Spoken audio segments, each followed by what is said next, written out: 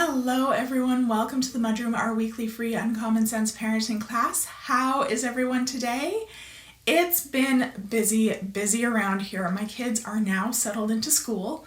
I spent the first week that they were out of my hair renovating the main bathroom in our home, and that's finally almost wrapped up. We've had all kinds of stuff going on in Parentability. We're getting ready to start getting our Parentability app set up and out into the world, which is super exciting, and there will be more on that coming soon. So, lots of balls in the air right now, and I know many of you have been feeling similarly. And one thing that's making things just a bit more stressful than they already are for many parents is pickups and drop-offs. This is the time of year parents start to panic about pickups and drop-offs a bit more. The first week in a new situation, most parents are pretty chill about it. It's new. We expect the separation anxiety. The second week, we're like, okay, this adjustment is taking a little bit longer than expected.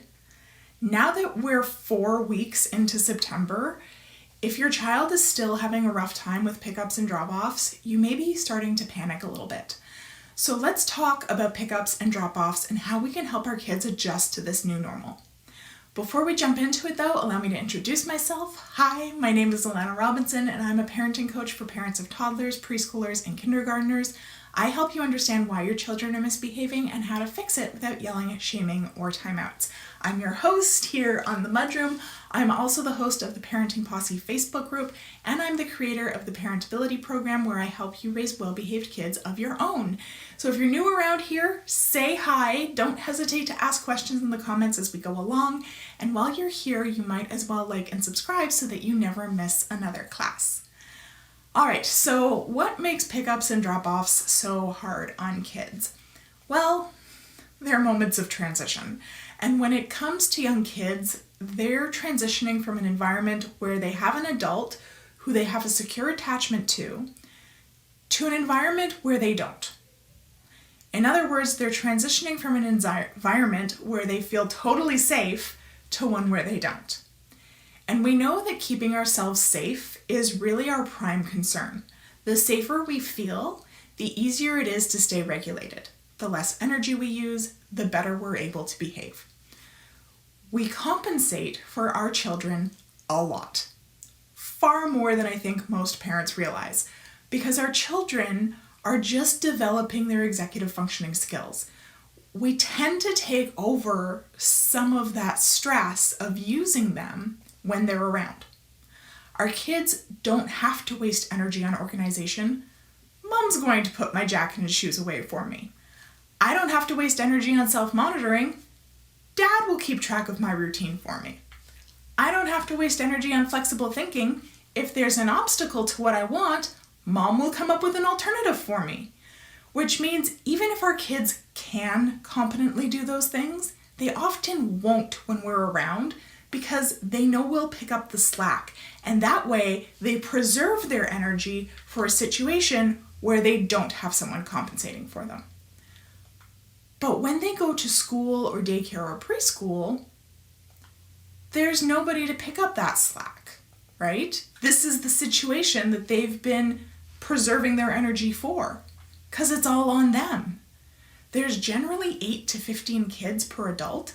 The adults can't compensate for everybody. Plus, we aren't securely attached to them the way we are with our parents. So we may trust them on a "you're not going to attack me" level, but we don't necessarily trust that they won't let us die. Which I know it sounds dramatic, but those are the extremes that our lizard brain thinks in. So they have to use their executive functioning skills at a much higher level when they're not with a secure attachment figure. They've got to be on, because to not be on creates the perception of danger. And because these skills are still in the early stages of development, they take a lot of energy to use. They're very draining. They suck a lot of energy. We talked about restraint collapse a couple of weeks ago, and that's why restraint collapse happens, right? They've been using these skills at a much higher level that by the time they come back into our home, they just can't use them anymore. They're drained, they're out of juice, they're exhausted, and they have no more energy to use. But they're back with us, so they're safe. And they know that we aren't going to let them die. So how does this relate to pickup and drop-offs? Well, going from low arousal to high arousal is tough. It takes a lot of energy. And leaving your attachment figures when you don't feel like you have enough energy to keep yourself safe is really scary. The same goes for pickups. It's that restraint collapse. Down-regulating gradually takes a lot of practice. I don't know if you've ever been in a situation where you're just so relieved to be home that you just kind of lose it. Like, I remember when I was in university in Alberta, and it had been a tough semester.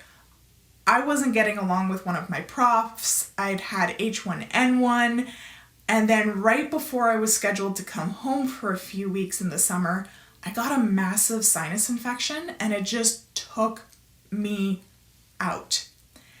And I'd forced my way through the last 2 weeks of my field placement with school with this raging infection. And then I got on a plane.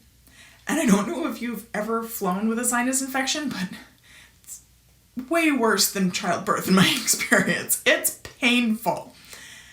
And I got off the plane, and my mom was there to pick me up. And I just lost it. I was like 22 or 23. I wasn't a child by a long shot. But I just fell apart when I saw my mom and she hugged me. I had been using all the last scraps of my energy that I could muster to finish off my semester and get all my assignments in and finish all the paperwork for my early intervention clients, because I was also working part-time as an early interventionist in the evenings. And the moment that I recognized that my mom was there and I didn't have to take care of myself anymore, I could rely on her to take care of me, I just lost it. None of this was conscious. None of this is something that you think about on the surface. It's a feeling. It's an attachment. And so I was there sobbing in the airport. She took me home. I passed out cold on the couch. I had the best sleep that I'd had in weeks. She made me soup. I burst into tears because I didn't have to make the soup for myself.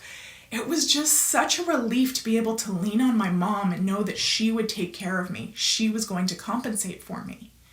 And it's the same thing with our kids, just on a slightly smaller scale. But the emotions and the energy drain are just as large because they aren't 20-year-olds. They're 2, 3, 4, 5-year-olds who can't take care of themselves long term. They still need us.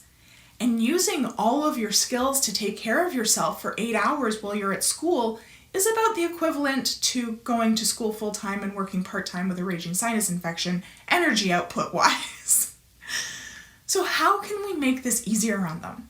Because even if we understand the why behind it, that doesn't really make it any easier to drop off your sobbing child day after day, or picking up your sobbing child day after day.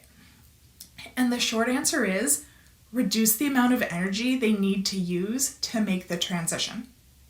So for pickups, try and do it the same way every single day and do it quickly. The longer you draw it out, the harder it is, because the more energy they have to use evaluating the situation and mentally preparing for the loss of your compensation. So drive the same way to school, always say the same parting words. If you are able to take them in and change their shoes and hang up their bags for them, great. But do those things, say your greeting, and get out. Don't linger. Yes, it may still result in tears, but as long as your child's teacher says that they are recovering quickly once you're gone, that's fine. The tension of your departure is difficult, and a lot of kids won't get to the point where they can do a drop-off without any tears for quite a while, like a couple of months, if not like 6 months. But if they're recovering quickly, that lets you know that they are able to upregulate and shift into their public mode rather quickly. It's just difficult. But they're rising to the challenge and they're having a good day, and that's fantastic. That shows you that their nervous system is resilient and is able to adjust. So while yes, it would be lovely to be able to leave without any tears, tears aren't the yardstick I suggest using to determine if your child is adjusting well to school. recovery time is. Same with going home. If your child is upset leaving daycare, it's not an indication that they don't like being home or that they didn't miss you or any of that. It's just the tension of leaving. So try to have a leaving ritual and go through the same ritual every time. That predictability really reduces the number of skills a child needs to use in that moment. It compensates for them. So the more consistent and predictable we can make these transitions, the less energy they'll take, the easier it will be for them to do it over and over and over. Talk about pickup or drop off at home at a neutral time and role play the transition on weekends or in the evening. Give them a chance to process and play with the routine. Play is how children learn to integrate new information. So set up a pretend coat room and pretend that you're driving them to school and dropping them off and go through your normal routine. Same with pickup. They know it's fake, you know it's fake, but it gives them a chance to process their emotions and upregulate or downregulate when there's no immediate change actually happening. It's practice. And practice makes perfect is a cliche for a reason. I know I said the same thing last week. So I hope that gives you some ideas on how to make pickups and drop-offs a little bit easier if you've been struggling with them. In my experience, most children will adjust within about 3 months, which is about 3 times as long as most educators and parents think children should adjust within. And some will, but a lot won't. And it really can take about 3 months for them to settle into the new routine and get enough experience with those transitions that they go smoothly. As I said, if you have questions or you need some help with these transitions, come and talk about it in the Parenting Posse. The link is in the description. There are so many veteran parents in the Posse that can help you figure out where the disconnect is and how to be able to tweak what you're doing to make it a bit easier on both you and your kiddos. That's it for today. I hope you have a wonderful week, and I will see you next time for another Uncommon Sense parenting class. Bye.